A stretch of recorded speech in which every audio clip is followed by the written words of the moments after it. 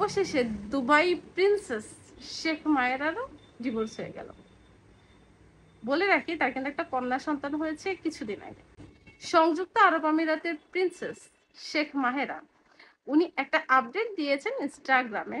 উনি একটা পোস্ট দিয়েছেন, যে পোস্ট দেখে তার অনেক ফ্যান শক করেছেন। তার মধ্যে আমিও ব্যতিক্রম নেই, তাই আপনাদের সাথে কথা বলছি।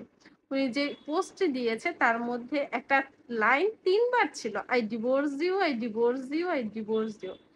তার মানে তার হাসব্যান্ডকে উদ্দেশ্য করে উনি এই পোস্টটা দিয়েছেন। মুসলমানদের মধ্যে যেহেতু এই তালাক শব্দটা ৩ বার ব্যবহার করা হয়, তাই হয়তোবা উনি ইংলিশে I divorce you, I divorce you, I divorce you ৩ বার ব্যবহার করেছেন। তার মানে উনি ইনস্টাগ্রামে পোস্ট করে অলরেডি বুঝিয়ে দিয়েছেন তাদের মধ্যে ডিভোর্স হয়ে গেছে বা হবে কিছু একটা, বা ডিভোর্স হয়ে গেছে এরকম কিছু। উনি কিন্তু অলরেডি পোস্টে দিয়ে এটা রিভিল করে দিয়েছেন।